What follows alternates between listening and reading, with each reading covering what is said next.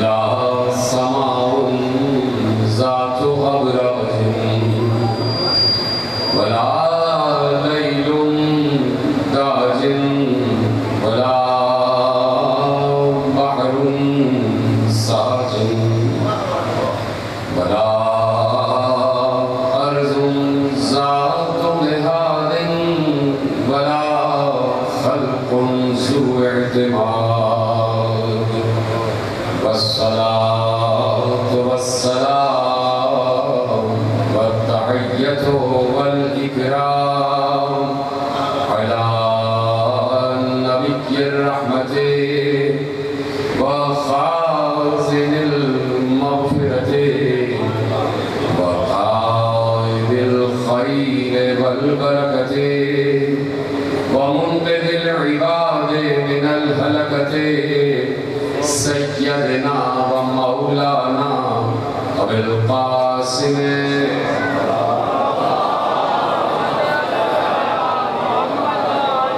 وأهل بيته الطيبين الطاهرين المعصومين المظلومين المنتخبين المنتجبين الذين أذهب الله عنهم الرجس وطهرهم تطهيرا.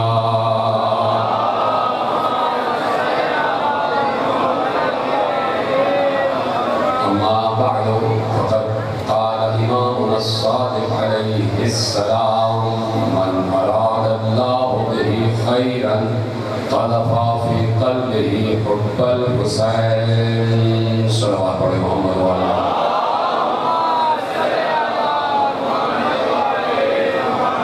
پروردگار عالم نے ازل دعوت لوح تقدیر مخلوق پر یہ بات لکھ دی ہے اور اس نے اس بات کو مسلم قرار دے دیا ہے اور اس نے اپنے آپ پر اس فیصلے کو لاگو قرار دے دیا ہے کہ وہ یہ بتانا چاہتا ہے کہ جو علی کی محبت میں مر جائے گا میں اسے مرنے نہیں دوں گا.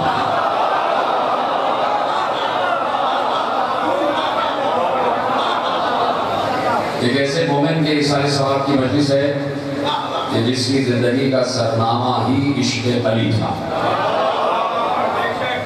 اور جسے میں نے جب بھی دیکھا اس مقام پر بیٹھے ہوئے دیکھا کہ جس مقام پر آج بھی وارث اعظم بیٹھتا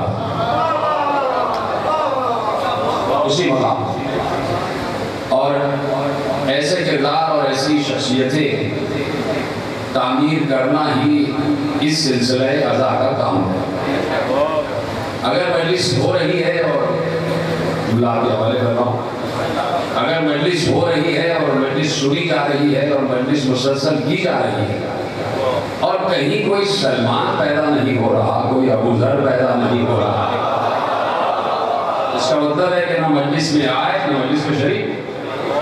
مجلس کا کام یہ ہے کہ کردار سازی کی جائے اور کردار سازی بھی وہ کردار نہیں کہ جو مباہلے میں مقابلے پہ آ گئے تھے. کردار وہ والے کہ جو حق اور سچ بولنے والے کردار تھے. تو مجلس برپا ہی اس لیے ہوتی ہے کہ یہاں سے سلمان ابو ذر عمار مقداد حذیفہ ابو ایوب اور سب سے بڑھ کر کوئی قمبر ہی اٹھ کے چلا جائے کردار قمبر ہی تعمیر ہو جائے.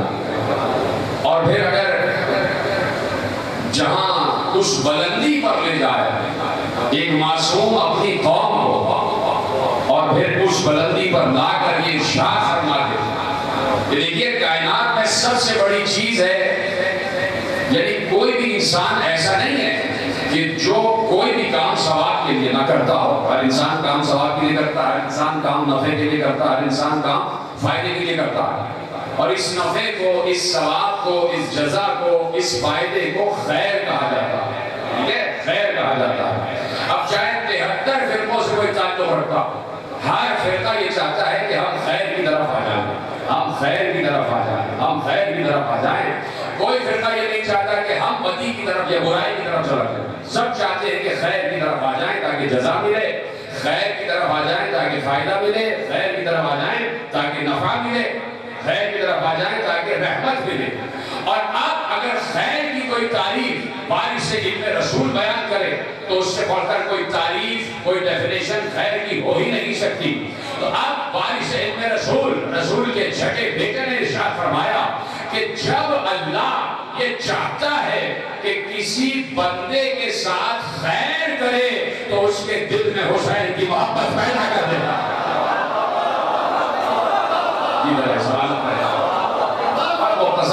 گفتگو ہے اس لیے کہ اپنے دائرے کو اپنے گفتگو کو کامل کرنا. اور پھر بعد شوکت اللہ شوکت صاحب ہیں, پھر منتظر مہدی صاحب ہیں, اور پھر نجم الحسن شیرازی صاحب ہیں. تو میں 30 یا 35 منٹ آپ سے بات کروں گا اور آپ مجھ سے اتنی دیر آپ بھی مجھ سے بات کرتے چلے جائیں. بات یہ ہے کہ جو لوگ یہاں بیٹھے ہیں سب کو معلوم ہے کسی کے اشارے ثواب کی مجلس میں آئے ہیں. شہروں میں آج رانا مستظہر علی خان اللہ عنہ ہوگا. تو جتنے لوگ یہاں بیٹھے ہیں وہ صبح سے دیکھ رہے ہیں اور تدفین سے لے کے اب تک دیکھ رہے ہیں کہ شان سے جنازہ اٹھا ہے.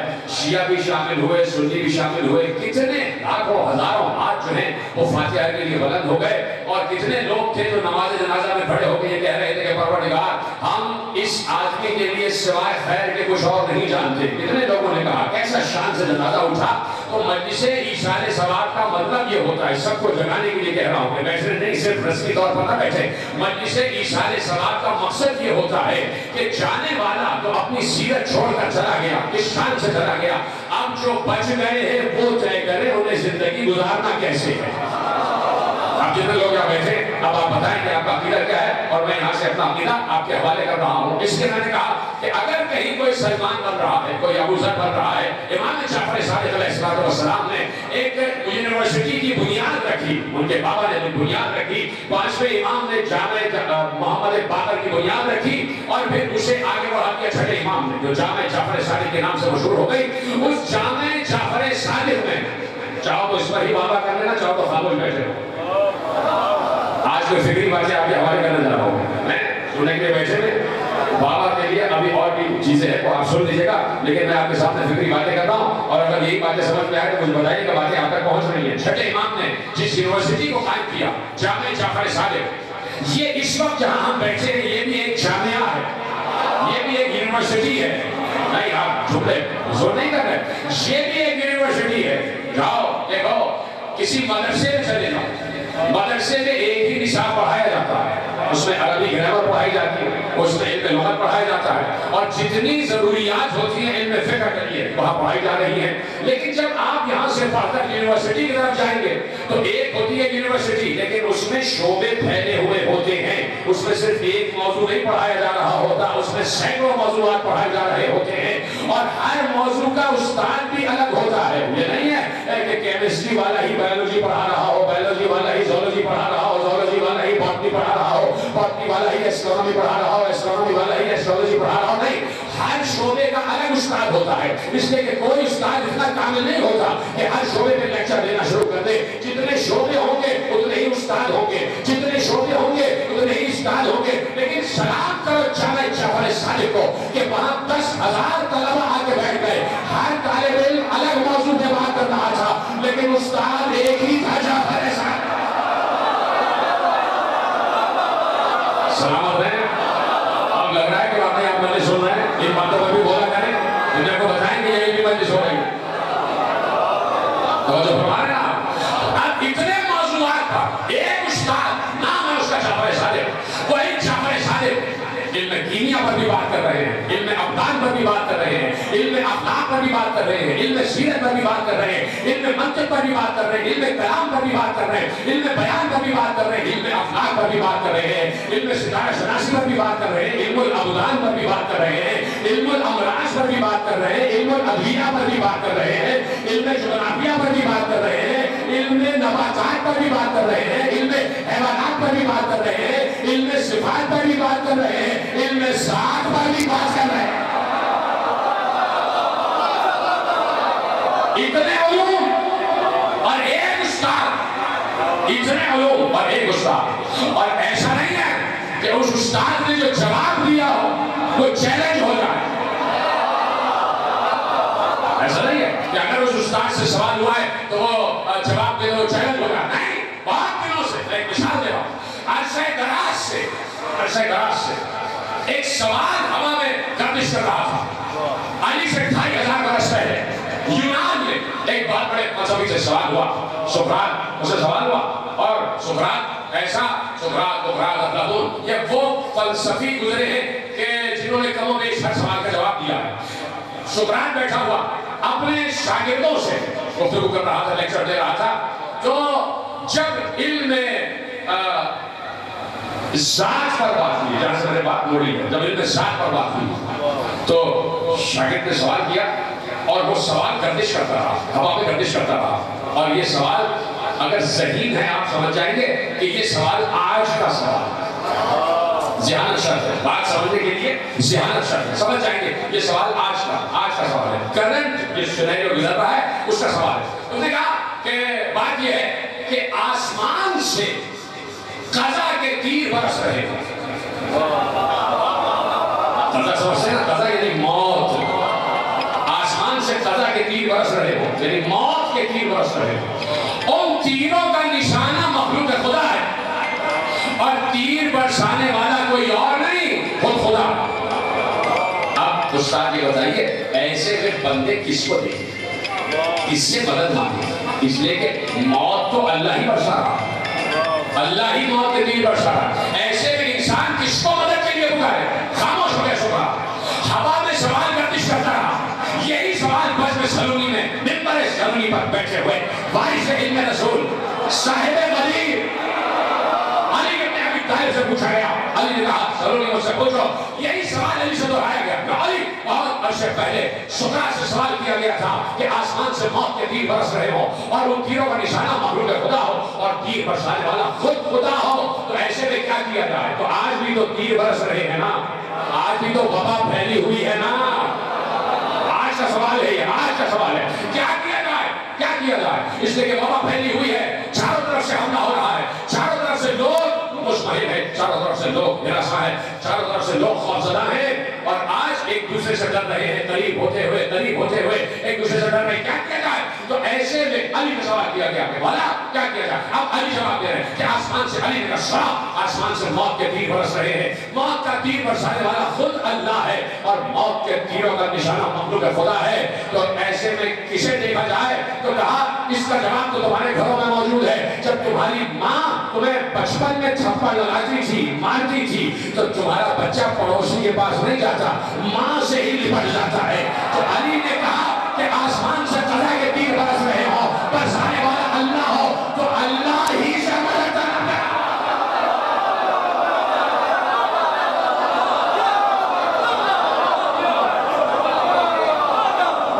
فَفِرُّوا إِلَى اللَّهِ، علی نے آیت پڑھی قرآن کی، فَفِرُّوا إِلَى اللَّهِ، تو بس اللہ ہی کی طرف سفر کرو، اسی کا پکارو، اسی کا پکارو۔ ہاں شرط یہ ہے کہ بیماری وہ دے۔ آج تو یہی طے نہیں ہو رہا کہ وبا اس نے دی ہے یا کچھ وبائیوں نے دی ہے، آج یہی طے نہیں ہے کہ یہ وبا اللہ کی طرف سے ہے یا بندوں کی طرف سے ہے۔ آپ کچھ بھی ہو جاؤ کہ جواب لے گا، اور رانا مستظہر علی خان اللہ مقامہ کو اشارہ ثواب ہو رہا ہے کہ یہ فکری تقریر میں ان کے حوالے سے کر رہا ہوں کہ آپ جا کے بتا دو کہ بھائی قرآن میں دیکھیے، قرآن ہمارے پاس موجود ہے، ہر گھر میں قرآن موجود ہے، اور ہر کسی کے سروں کا تاج ہے جسے قرآن کہتے ہیں۔ قرآن کہتا ہے، چلیے آیت روکتا ہوں، میں ایک آپ کے سامنے روایت پیش کرتا ہوں، پھر آیت دلیل میں آپ کے حوالے کر دوں گا۔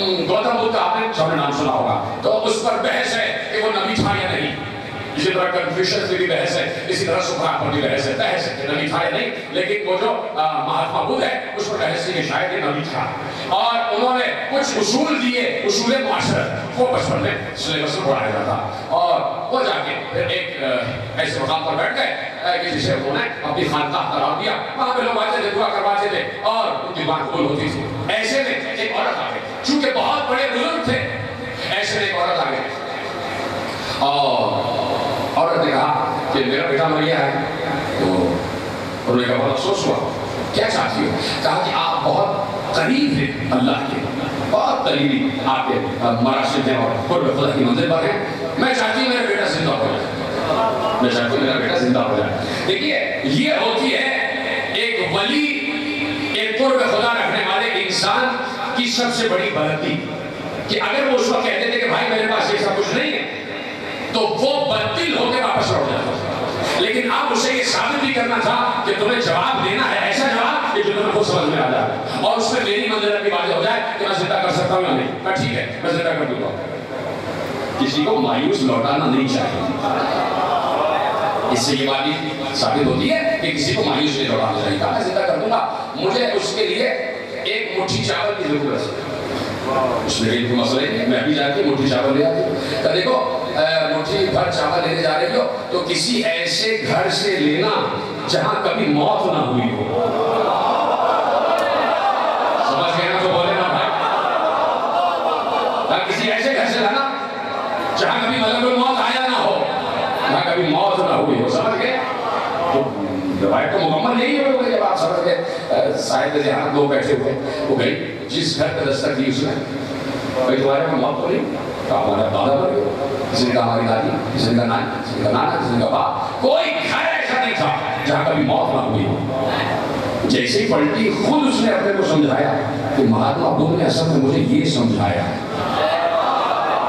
کہ موت تو سب جگہ ہوتی ہے, مطلب موت تو ہمارے گھر میں آئے. ایسے ہی کچھ لوگ آ گئے, یہ ہے اس لیے میں نے سہمت دی.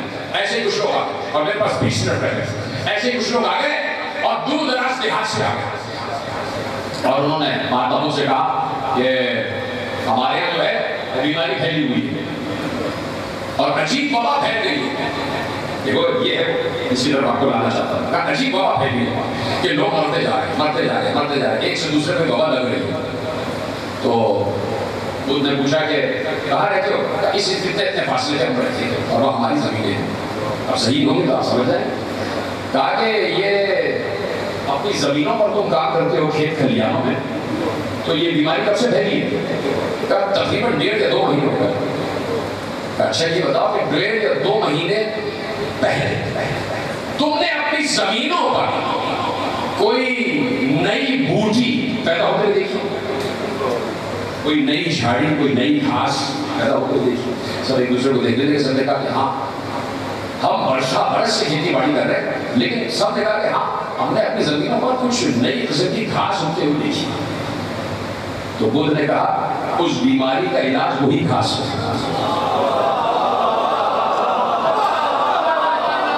اتنی دیر ہو گئی, سمجھ ٹائم تو میرے پاس نہیں. کہ اس بیماری کا علاج وہی گھاس ہے. کیوں؟ فلسفہ دے دیا. اور قرآن کی آیت کیا کہہ رہی ہے؟ وَإِذَا مَرِضْتُ فَهُوَ يَشْفِينِ. جب میں مرض دیتا ہوں, جب میں مرض دیتا ہوں تو میں ہی شفا دیتا ہوں. تو انہوں نے پڑھ کے کہا کہ اگر کوئی بیماری اللہ کی طرف سے آنی ہوتی ہے تو بیماری بعد میں دیتا ہے, دوا پہلے دیتا ہے.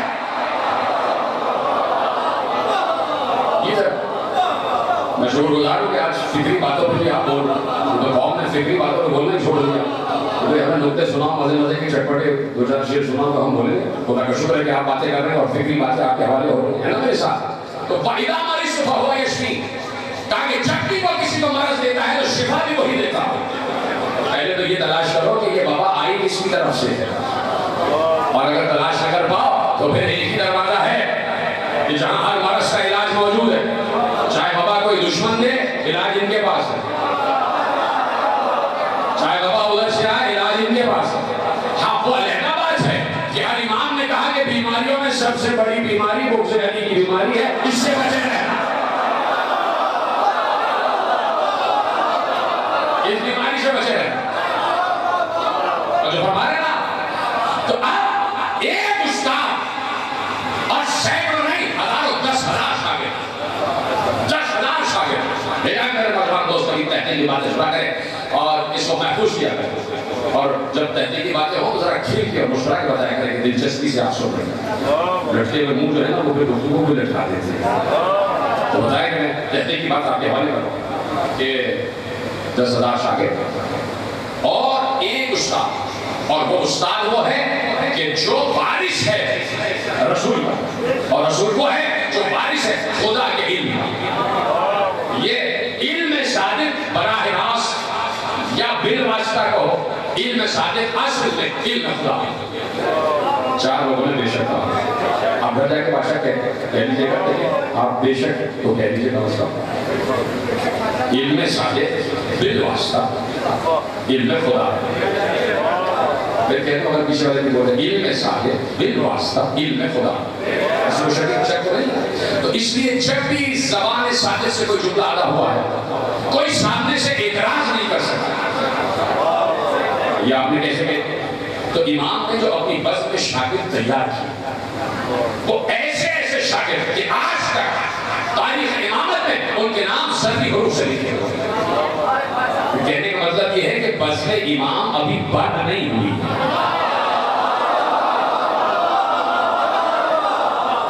بزم امامت ابھی بند نہیں ہوئی، در علم ابھی بند نہیں ہوا. جس دن عزاداری کا دروازہ بند ہو جائے سمجھ لینا جہالت ہی جہالت پھیلتی چلی جائے گی. جب تک یہ عزاداری ہے مجلس حسین اور بانیان مجلس حسین قائم ہے سمجھ لینا کہ علم کا دروازہ کھلا ہوا ہے اور پھر تمہیں کوئی مٹا نہیں سکتا، کوئی علم کو ختم نہیں کر سکتا. تو بزم آج بھی کھلی ہوئی ہے. اب بزم جب کھلی ہوئی ہے بزم سجی ہوئی ہے تو ہم مانا کہہ رہے ہیں صاحب رحمت کہہ رہے ہیں کہ میرے جد امام جعفر صادق کی بزم سے بہت سے شاگرد اٹھے. کسی کا نام زرارہ بن اعین، کسی کا نام بکیر بن اعین، کسی کا نام عبد المالک بن اعین. ایک ایسا باپ گزرا ہے کہ جس کے 4 بیٹے اور چاروں بزم جعفر صادق میں بیٹھ کر براہ راست حدیثیں سن رہے تھے اور چاروں بیٹوں کے نام آج اس فہرست میں ہیں کہ جس فہرست میں بزم امامت کے نام آتے ہیں. باپ ہو تو ایسا ہونا. آج بھی ایک باپ کا ہی تذکرہ ہے نا، اس نے ایسے بیٹے چھوڑے ہیں کہ سب کے سب باپ کی سیرت پر چلتے ہوئے بانی اعظم ہیں. بیٹا وہی قدم با قدم ہو جو باپ کے، باپ سیرت چھوڑ کے جاتا ہے بیٹے اسی پر چل رہے ہوتے ہیں. اور پھر سب سے بڑھ کر ماں کی سیرت بہت اہم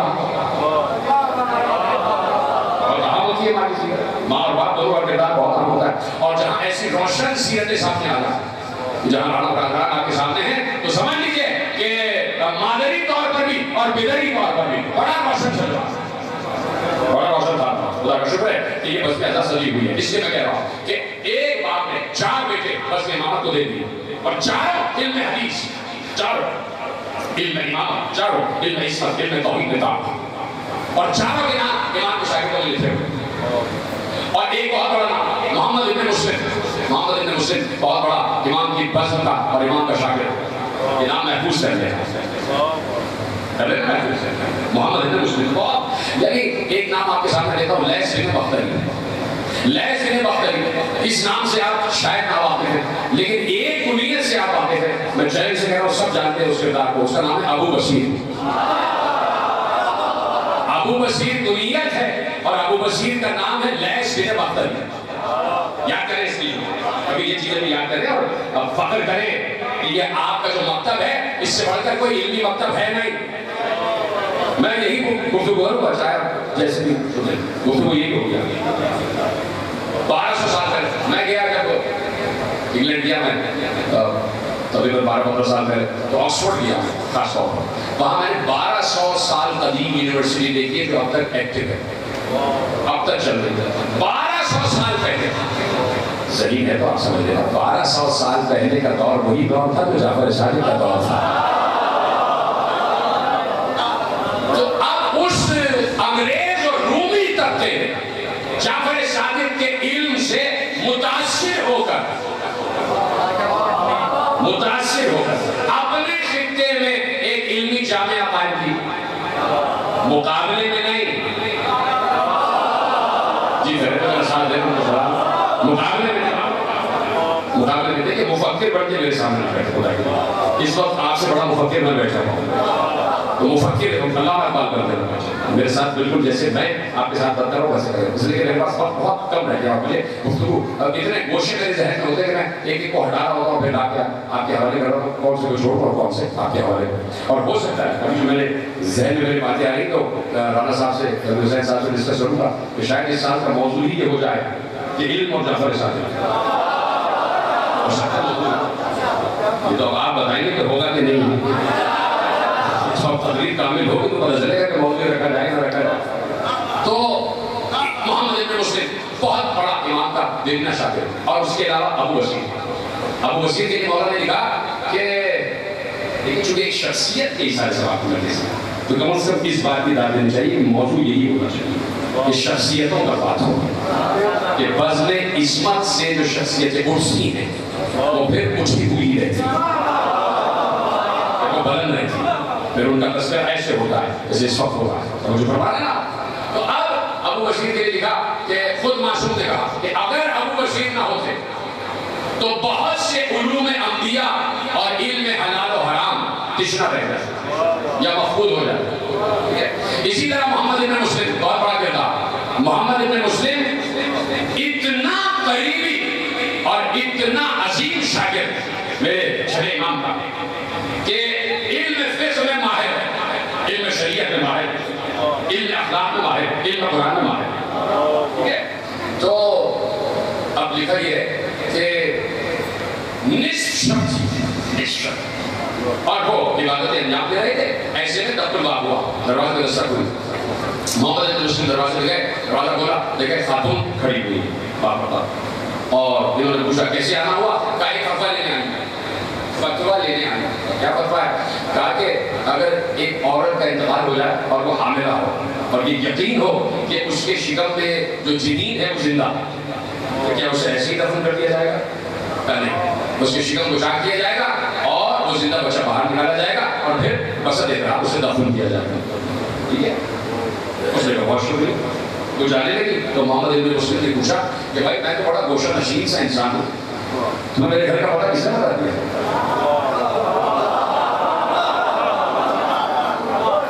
اچھا یہ سب چھوڑ دو, شعر و شاعری ضرور ہے,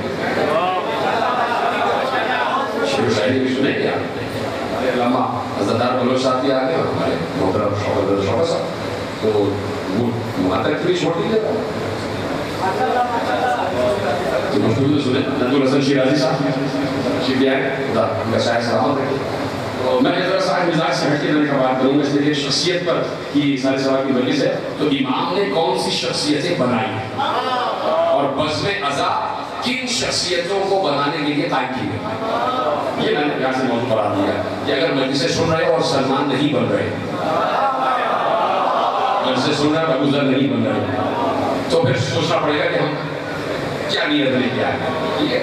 ثواب تو اپنی جگہ, بزم عزا میں آنے کے ثواب میں تو کوئی شک ہی نہیں, ثواب تو سب کو ملتا, لیکن پھر کچھ اپنے آپ کو بنانا بھی پڑتا. کہ میں تو بڑا گوشہ نشین سا انسان, تو تمہیں میرے گھر کا پتہ کس نے بولا ہے؟ اجازت ہے جواب دیا جائے؟ میں کہہ رہا ہوں کہ بولے نہ بولے, جواب پر آپ کے چہروں پر مسکراہٹ ضرور ہو جائے گی. چیلنج سے کہہ رہا ہوں کہ بھائی یہ بتاؤ کہ میں تو بڑا گوشہ نشین ہوں, تو میں یہاں بھیجا کس نے؟ اس نے کہا حضرت ابو حنیفہ نے بھیجا.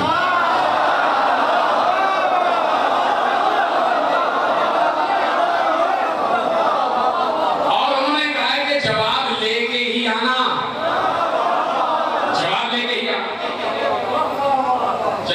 صبح ہوئی, مسجد میں پہنچے محمد ابن مسلم, نماز کے بعد دیکھا کہ حضرت ابو حنیفہ اپنے شاگردوں کے سامنے بیٹھے ہوئے ہیں اور علم فقہ پڑھا رہے, اور وہ فتویٰ جو رات شاگرد جعفر صادق محمد ابن مسلم سے سنا تھا وہ اپنے نام سے بیان کر رہے, وہ اپنے نام سے بیان کر رہے. ایسے میں لکھا یہ ہے کہ جواب کیسا آ رہا. محمد ابن مسلم پشت آگے کھڑے ہو گئے, اور جب حضرت ابو حنیفہ یہ فتویٰ اپنے نام سے بیان کر رہے تھے تو راوی نے لکھا کہ محمد ابن مسلم نے پیچھے سے کھٹکھارا.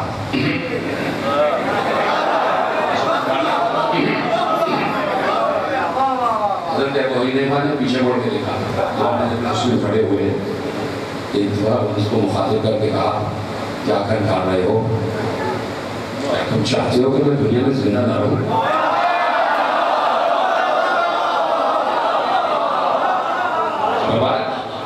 تو اب گفتگو ہوتی چلی جائے اور کردار سامنے آتے چلے جائے. توجہ فرما کیسے کیسے شاگرد ترتیب کی, بس ختم ہو گیا, بالکل آخر پر میں گفتگو داخل ہو گیا. اور اتنا فخر امام کو اپنے شاگردوں پر, امام کوئی دنیا کا استاد نہیں جس نے اللہ سے براہ راست علم لیا, جو راسخون فی العلم کی منزل پر, جسے اللہ کہے کہ یہ علم میں راسخ ہے, وہ کسی کو اکنالج کرے, وہ کسی کی تصدیق کرے, وہ کسی کو مانے اور دوسروں سے کہے کہ یہ میرا مانا ہوا شاگرد ہے, یہ ہوتی ہے سند, یہ ہوتی ہے سند. آ گیا ایک شخص آ گیا, اس کے بعد ختم ہو گیا, اور وہ چلا شام سے اور شام سے چلا تو اس نے اپنے تئیں گفتگو سنیے گا، اور یہ تاریخ اسلام کا بہت بڑا المیہ ہے جو میں بات کہنے جا رہا ہوں، اور یہ بالکل لکھی ہوئی بات ہے، کوئی یہ نہیں ہے کہ کوئی اختلافی بات، سب نے لکھا ہے بات۔ ایسے ایسے لوگ بھی گزرے جو اپنے علماء کہتے رہے لیکن باتیں کیا کی، اور وہ یہ کہتا تھا کہ بھائی کوئی ہے اس روئے عرش پر جو مجھے اس بات پر قائل کرے۔ بات سمجھیے گا، وہ عالم شامی کہتا تھا کہ کوئی ہے اس روئے عرش پر جو مجھے اس بات پر قائل کرے کہ علی صفین میں تحکیم کے حکم کے بعد کافر نہیں ہوگا۔ اس نے کہا کہ علی تحکیم کے بعد کافر ہوگا، اس لیے کہ علی نے مسلمانوں کے قتل کا حکم دیا۔ اس نے کہا علی اس بات پر نعوذ باللہ کافر ہوگا، کوئی ہے جو مجھے میری اس بات پر رد کر، اور کوئی جواب نہیں آتا۔ تو کسی نے کہا کہ بھائی ادھر ادھر کی بات کیا کر رہا ہے، کوئی ہے کوئی ہے کوئی ہے۔ چند سو میل دور مدینے میں کوئی ہے کیا کہہ رہا ہے؟ چند سو میل دور مدینے میں علی کا ایک بیٹا بیٹھا ہے، اسی سے پوچھو۔ شکر ہے کہ آپ میری بات ہو رہی ہو۔ چند سو میل دور علی کا ایک بیٹا بیٹھا ہے، اس سے پوچھے گا دیکھا کہ کیا علی کا کوئی وارث کوئی بیٹا بھی ہے؟ اس نے کیا جواب کہ تیری جہالت کا سب سے بڑا ثبوت ہی ہے کہ مجھے یہی نہیں پتا۔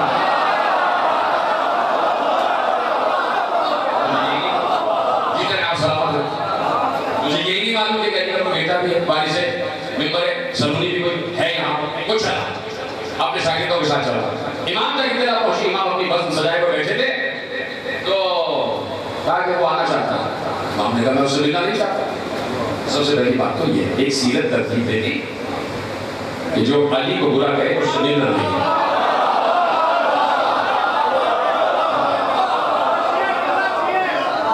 کہا کہ وہ باتیں بڑی غلط پھیلا رہا ہے، اس کو جواب دینا ضروری ہے۔ اب دوسری سیرت کہا کہ اچھا اس کو کل بلا لیں، اور اپنے شاگردوں سے کہا کہ تم میں سے جس کو یہ ہوتا ہے مجلس کا بس اس کی مجلس بتاؤ، تم میں سے جس کو میرے جد علی بن ابی طالب کی جتنی فضیلتیں یاد ہے جب وہ آ جائے سب سنا۔ یعنی دشمن علی کے سامنے علی ہی کیا جاتا ہے۔ جس کو جتنی حدیثیں یاد ہے وہ سب اس کے سامنے سنا۔ دوسرا دن آیا، وہ آ گیا، سلام کیا، امام نے اشارہ کر کے بیٹھ گیا، امام نے اشارہ کیا، سب نے حدیثیں سنائی، علی کی شان میں یہ حدیث، علی کی شان میں یہ حدیث، علی کی شان میں یہ حدیث، پیغمبر نے یہ ارشاد فرمایا، پیغمبر نے یہ ارشاد فرمایا، پیغمبر نے یہ ارشاد فرمایا، یہ ارشاد فرمایا، یہ ارشاد فرمایا، سب کہہ چکے۔ تو اس نے علی شامی نے کہا کہ مجھے ہر حدیث پر یقین ہے، میں کسی حدیث کا انکار نہیں کرتا، جو کچھ ان سب نے بیان کیا ہے بالکل مجھے سب پر یقین ہے، لیکن میں یہ کہہ رہا ہوں اس سب کے باوجود جب علی نے مسلمانوں کے قتل کا حکم دیا وہ ساری حدیثیں ایک طرف ہو گئی، علی کے کفر کی سب سے بڑی دلیل ہے۔ اب سوچیے کیسی عجیب منزل آ گئی۔ یہ ہے وہ فکر کہ جو مجلس سے ترتیب پانی چاہیے کہ دشمن کو جواب کیسے دیں، دشمن کا مخالف کو جواب کیسے دیں۔ ہمارے یہاں اختلاف پھر بھی مان لیا جاتا ہے، دشمنی میں دعوت ہے، اختلاف دشمنی کرنا ہے۔ امت سے ہمارا یہی تقاضا ہے، اور ہمارا امت سے ایک صرف یہی ہم کہنا چاہتے ہیں درخواست ہے کہ اختلاف رکھو، دشمنی نہ رکھو۔ اختلاف سے علم بڑھتا ہے، دشمنی سے دوریاں بڑھتی ہیں، فاصلے بڑھتے ہیں، ٹھیک ہے۔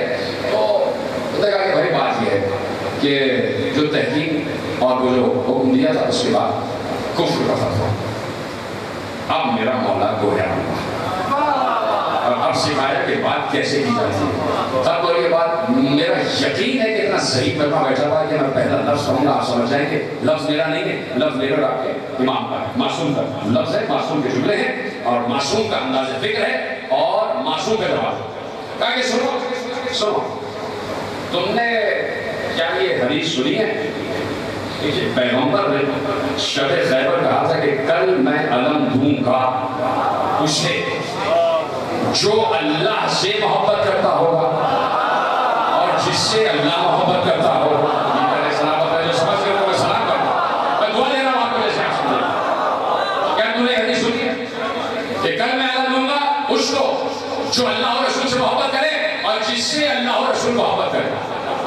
اس نے حدیث سنی, حدیث صحیح ہے, بالکل صحیح ہے حدیث, لیکن بات وہی ہے کہ علی نے قتل ہو گیا. ٹھہر جا یہ بتا, یہ ہے لیکن طرز گفتگو کا, یہ بتا کہ جس وقت پیغمبر یہ حدیث کہہ رہے تھے کہ اپنی مرضی سے کہہ رہے تھے, اللہ کی مرضی سے کہہ رہے تھے, جس وقت یہ حدیث ارشاد فرمائی جا رہی تھی تو کیا اللہ کو یہ معلوم نہیں تھا کہ علی مسلمانوں کو قتل کریں گے؟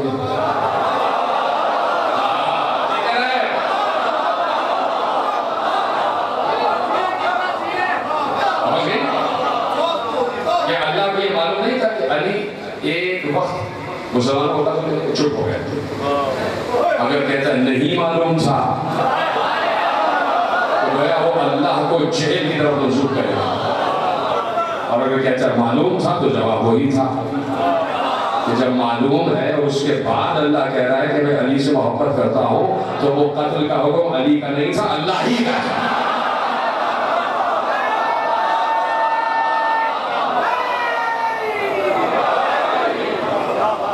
سمجھ رہے نا میری بات؟ تو اب یہ ہے کہ جو سیرت مجلس بناتی ہے, اس لیے میرے امام نے اشارہ فرمایا کہ اللہ جس کے ساتھ خیر کرنا چاہتا ہے اس کے دل میں حسین کی محبت ڈالتا ہے. یہ بات یاد رکھیے گا کہ جہاں حسین کی محبت عشق حسین نظر آتا ہے, سمجھ لو کہ براہ راست اللہ کی نگاہ ہے اس کا. میں آپ کے حوالے بس صرف 5 کے 7 منٹ رہ گئے. دیکھیے لکھی ہوئی ہے یہ بات ہے, اور علامہ صاحبان تشریف فرما یہ میری بات پر ساتھ کریں, لکھی ہوئی ہے یہ بات. اور جب آپ فضائل مجلس حسین اس کے چیپٹر کی طرف جائیں گے, ایک روایت آپ کے حوالے کرتا ہوں, وہاں یہ بھی لکھا ہوا ہے کہ وہ ایک روایت بڑی طویل روایت ہے, اور جب روایت صاحب ہو رہی ہے تو ایک زائر نے, اور وہ زائر کی جو مجلس حسین برپا کر رہا تھا, اس نے وقت کے امام کو خواب میں دیکھا, حجت زمان علیہ السلام کو خواب میں دیکھا, اور پوری گفتگو ہے, وقت میرے پاس ہوگا اور ہو سکتا ہے اشرے میں میں یہ پوری روایت کامل کر دوں, مجھے یاد دلا دی. تو آخری جملہ جو یہ تھا کہ کہا تم مجلس کو سمجھتے کیا؟ مجلس میں ایک ایک بات پہلے سے ہماری مرضی سے طے ہوتی ہے, کون کہاں بیٹھے گا یہ ہماری مرضی ہوتی ہے. فخر کرے ہم نے آپ, کون فرش بچھائے گا یہ ہماری مرضی ہوتی ہے. جملہ آپ تک پہنچا نہیں, کون کتنا روئے گا یہ ہم جانتے نہیں. اس کے علاوہ یہ تو سب آپ بیٹھے ہیں, یہاں بات ہو رہی ہے, یہاں کہا یہ جو باہر نظر پکائی جا رہی ہوتی ہے یہ بھی ہماری مرضی سے ہوتا ہے, کتنی پکائی جائے گی, کون پکائے گا, اس میں کتنا آتش سر کو دیا سلائی کتنی جلے گی, یہ سب ہماری مرضی سے ہوتا ہے. تو اگر کوئی فرش ادا کا فرش بچھا رہا ہے وہ باعث امام بچھا رہا ہے, کوئی مجلس میں آیا ہوا ہے وہ باعث امام آیا ہوا ہے. خدا کی قسم فخر کریں ہم اور آپ اپنی ذات پر کہ ہم اس وقت صاحبان تطہیر کے گھر میں آئے ہوئے ہیں. صاحبان تطہیر کے گھر میں ہر کسی کو آنے کی اجازت نہیں. ایک زوجہ کونا پکڑ کے کھڑی ہو گئی نہیں چاہتا ہے, کیا میں آ سکتی ہوں؟ کہہ رہے ہیں ظاہر کرو لیکن اجازت میں نہیں آ سکتی. تو فخر کریں ہم سب کہ ہمیں حسین نے اپنے گھر میں آنے کی اجازت دے دی, اور پھر جو اڑ گئے اس دنیا سے وہ کتنی فخر کی منزل پر ہے کہ فرش ادا بچھا کے گئے, فرش ادا بچھا کے گئے. فرش ادا اٹھا نہیں علامہ مستظہر علی خان کے جانے کے بعد, فرش ادا بچھا ہوا. بس وہ یہ کہتے کہتے زبانے بے زبانی سے چلے گئے کہ اگر میں چلا بھی جاؤں تو میری مجلس برپا نہیں کرنا, میرا ذکر نہ ہو, ذکر سکھاؤ کہ جس کا میں ذکر دروازے پر بیٹھ کر سنتا رہا. یہ سنت ضرور تعبیر تھی کہ جہاں رانا مستظہر علی خان علامہ محمود بیٹھتے تھے کہ وہیں پر تو میرا چوتھا امام. روایت آپ کے پیش نگاہ ہے نا کہ عالم حدیث شہاب الدین ظہری والا تو گھر آ گئی, بیٹے کی شادی کا شادیوں میں لے جاتے والے گھر حسین کا فرش ادا بچھا ہو گیا, فرش ادا حسین بچھ گئے, مسجد نشین امام ہو گئے, شہ نشین جہاں پر صدر نشین ہو گئے. جیسے ہی مجلس تمام ہوئی اتنا کیا آپ یقین کر سکتے ہیں نا کہ 1400 برس بعد کوئی ذاکر جب مجلس پڑھتا ہے کتنا گریا ہوگا, لیکن اس کے سامنے کربلا سنائی جا رہی ہے جس نے کربلا دیکھی. جس نے علی اکبر کو مقتل میں پڑے ہوئے دیکھا ہے، جس نے علی اکبر کا سر روکے سنا پر دیکھا ہے، جس نے بابا کے لاش کے ٹکڑے دیکھے، اس کے سامنے کربلا سنائی جا رہی سو کتنا گریا ہو رہا ہوگا، اتنا گریا کہ کان بڑی آواز سنائی نہیں دے رہی تھی، لوگ سینوں سر پیٹ رہے تھے۔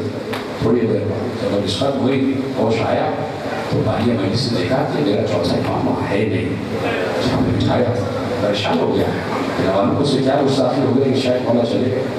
اب جو آیا اور دیکھا اس مقام پر جہاں عزاداروں کے نالین پڑے ہوئے ہیں، میرا والا دیوار سے خوش لگائے ہوئے، تمام ہاتھوں میں رکھے ہوئے زاروں ہزار ہو رہے ہیں۔ والا یہاں کیسے آ گئے؟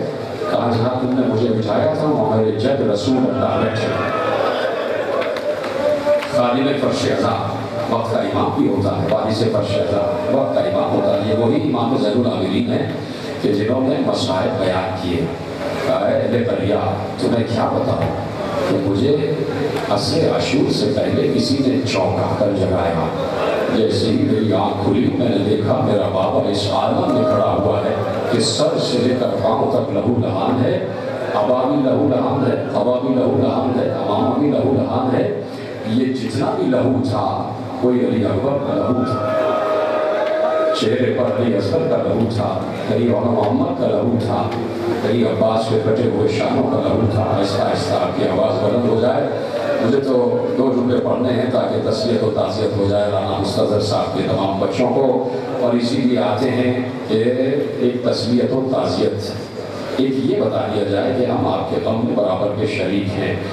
کیسی اچھی رسم ہے، اتنے تہذیب یافتہ لوگ ہیں کہ جب گھر سے کسی باپ کا جنازہ اٹھ رہا تھا تو سینکڑوں کاندھے سامنے آ گئے اور کہا ہم جنازہ لے کے جائیں گے۔ تو میں یہی کہنا چاہتا ہوں رانا قلب حسین سے، رانا حسن صاحب سے، رانا اطہر سے، رانا قمر عباس سے کہ میں نے سنا کہ بڑی شان سے جنازہ اٹھا آپ کے بابا کا، بہت سے ہزاروں کی تعداد میں لوگ تھے کہ جو جنازہ اٹھا رہے تھے۔ بس آپ سے صرف یہی کہنا ہے کہ ایک نگاہ ذرا کربلا کی طرف ڈال لیجیے گا، وہاں بھی ایک بیٹا زندہ تھا لیکن وہ اپنے باپ کے جنازے کو اٹھا نہ سکا، نہ غسل دے سکا، نہ کفن پہنا سکا، نہ دفنا سکا، اس لیے کہ بیٹا ہو اور لاش بابا کی دفن نہ ہو، یہ کیسے ہو سکتا ہے؟ تو زین العابدین سے پوچھو گے تو وہ یہی روتے روتے کہیں گے کہ اگر ہاتھوں میں ہتھکڑیاں نہ ہوتی، پاؤں میں بیڑیاں نہ ہوتی تو بابا کا جنازہ شام سے اٹھاتا۔ حسین آ گئے، رخصت آخر کو ختم ہو رہی ہے گفتگو، اور آ کر سلام کیا، یا زینب، یا سکینہ، یا رقیہ علیکن منی السلام، تم سب پر حسین کا آخری سلام۔ زینب الوداع، زینب ہم جا رہے ہیں، زینب یہ گھر تمہارے حوالے۔ یہ کہہ کے حسین گھوڑے پر سوار ہو گئے، بہن نے گھوڑے پر سوار کرایا، گھوڑے نے آگے بڑھنے سے انکار کیا۔ جب پشت کی طرف دیکھا تو 4 برس کی سکینہ سموں سے لٹی ہوئی تھی۔ آپ کی آواز بلند ہو جائے تاکہ بچوں کو تسلیت ہو جائے۔ حسین ایک بار زین فرش سے زمین پر آئے، اب بچی کو اپنے سینے سے لٹا لیا۔ 4 برس کی سکینہ، یہ ایک بات ہی جانتا ہے کہ جب باپ رخصت ہو رہا ہو اور بیٹی رہ جائے، اور بیٹی بھی وہ کہ جسے بابا نے نماز شب میں مانگا ہو، جو حسین کے سینے پر سو رہی ہو، کیا گزری ہوگی حسین پر کہ جب وہی سکینہ زلجنہ کے سوؤں کو پکڑ کر کہہ رہی ہوگی کہ اے زلجنہ میرے بابا کو نہ لے جا۔ حسین بے اختیار زمین پر آئے، سکینہ کو اپنی گود میں اٹھا لیا۔ سکینہ سکینہ جانے دو۔ سکینہ نے ایک سوال کیا، بابا کہاں جا رہے ہیں؟ بابا کہاں جا رہے ہیں؟ مجھے بتا۔ حسین کیا جواب دے؟ حسین نے سکینہ کے ننھے سے رخسار چوم کر کہا تمہاری دادی کے پاس جا رہے ہیں بیٹا، تمہاری دادی کے پاس جا رہے ہیں۔ دوسرا سوال سکینہ نے کیا، بابا جہاں آپ جا رہے ہیں وہاں پانی ملتا ہے؟ سلامت کہیں خدا آپ کو کوئی غم نہ دے سلامت حسین کے، یہ جو سینہ سر آپ پیٹ رہے ہیں، خدا آپ کے ان ہاتھوں کو کسی کا محتاج نہ کرے۔ میں دعا دے رہا ہوں اور اکثر میں جملہ کہتا ہوں کہ جب میں اتنا ادنا سا ذاکر آپ کو دعا دے رہا ہے تو سوچو حسین کی مادر کرام کتنی دعا دے رہی ہو، مادر حسین کتنی دعا دے رہی ہو۔ یہ آخری جملے پڑھنے جا رہا ہوں، بابا کیا وہاں پانی ملتا ہے؟ باپ کے دل پر کیا گزری؟ ایک بار رخسار چوم کر کہا سکینہ بہت پیاس لگ رہی ہے۔ کہا بابا مجھے اپنی پیاس کی فکر نہیں ہے۔ کہا پانی کیوں چاہتی ہو؟ کہا بابا وہ سامنے بھیا علی اصغر کی قبر خشک ہے، میں علی اصغر کی قبر پر پانی ڈالنا چاہتی ہوں۔ حسین چیخ مار کے رو دیے۔ میر علی نے کہا یہ کہہ کے دیکھا بالی سکینہ کو یاد سے، لٹی کو دوڑ کر شہ گردوں اساس سے، طاقت نہ تھی کلام کی ہر چند پیاس سے، بولی وہ تشنہ کام شہ حق شناس سے، رے بابا کیا اس بلا کے بن سے تہیا سفر کا ہے؟ سکتے گئی بچاؤ، ارادہ کدھر کا ہے؟ فرمایا شہد ماں یہ سفر ناگزیر ہے، اب آرزو قرب خدائے قدیر ہے، تنہا ہے ہم سپاہ مخالف کثیر ہے، آؤ گلے ملو کہ یہ صحبت اخیر ہے۔ ارے بی بی نہ جس کا دوست ہو کوئی وہ کیا کرے، میری طرح کسی کو نہ بے کس ہو جا کرے۔ جانا ہے دور شک کو جو آنا نہ ہو ادھر، ضد کر کے روئیو نہ ہمیں چاہتی ہو گھر، پہلے پہلے آج شب فرقت بدر، سو رہی ہو ماں کے سینے پر، غربت میں رکھ کے سر سکینہ، راحت کے دن گزر گئے، یہ فصل اور ہے، اب یوں بسر کرو جو یتیموں کا دور ہے۔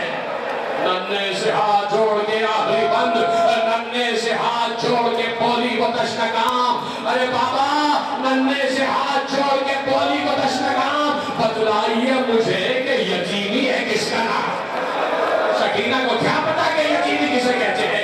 بتلائیے مجھے کہ یتیمی ہے کس کا نام؟ آنکھوں سے خون بہا کے یہ کہنے لگے امام، بھول جائے گا یہ درد و علم تم بتا بشا، ارے بی بی نہ پوچھو کچھ یہ مصیبت عظیم ہے، مر جائے جس کا باپ وہ بچہ یتیم ہے۔